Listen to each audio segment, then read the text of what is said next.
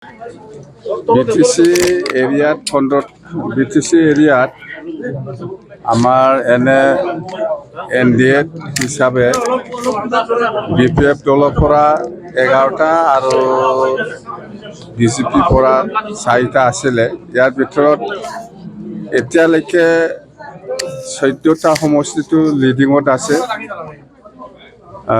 এটা বাকী আছে পৰ্বতজৰা, খুব বেয়াকৈ তলত আছে আমাৰটো। যেন হওক যিখিনি ভোটাৰ ৰাইজ আছে বিটিসি অঞ্চলত সকলো জাতি জনগোষ্ঠীৰ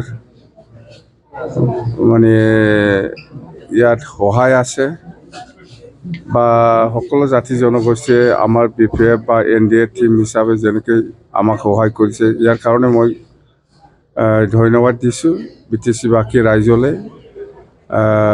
খুব আফচোচ থাকিল পৰ্বতজৰাটো। যেন হওক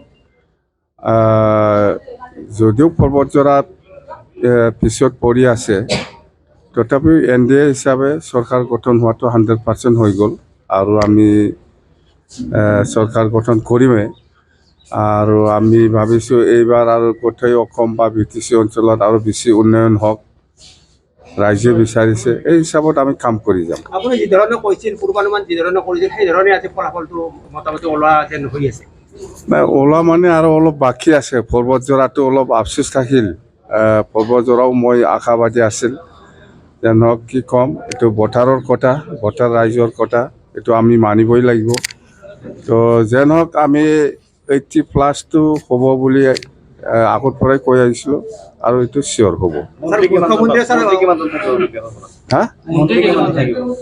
মন্ত্ৰীৰ লগত কথা নহয়, উদ্দেশ্যটো হ'ল বিটিসিটো ষ্ট্ৰেংথেন কৰিব লাগে, বিটিসিত কাম কৰিব লাগে, বিটিসিত ভাল সকলো জাতি জনগোষ্ঠীৰ উন্নয়ন হ'ব লাগে, এইটোৱে মেইন কথা।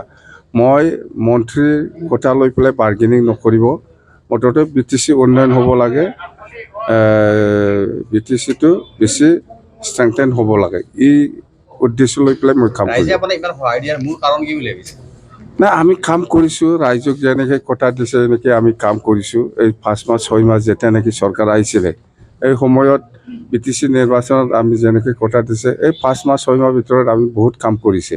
সেইকাৰণে নিশ্চয় ৰাইজে আমাৰ ওপৰত এটা বিশ্বাস আহিছে, যাৰ ফলত আজি এই ৰিজাল্টটো ওলাই আহিছে।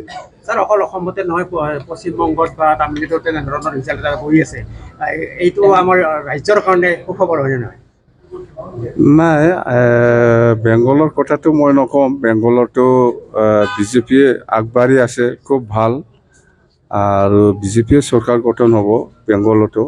এই চিনাৰীটো মই দেখিবলৈ পাইছোঁ। মই টোটেল গোটেই 5টা ষ্টেটত যিখিনি, ইয়াত BJPৰ ফলাফলটো খুব ভাল ক'ব গ'লে।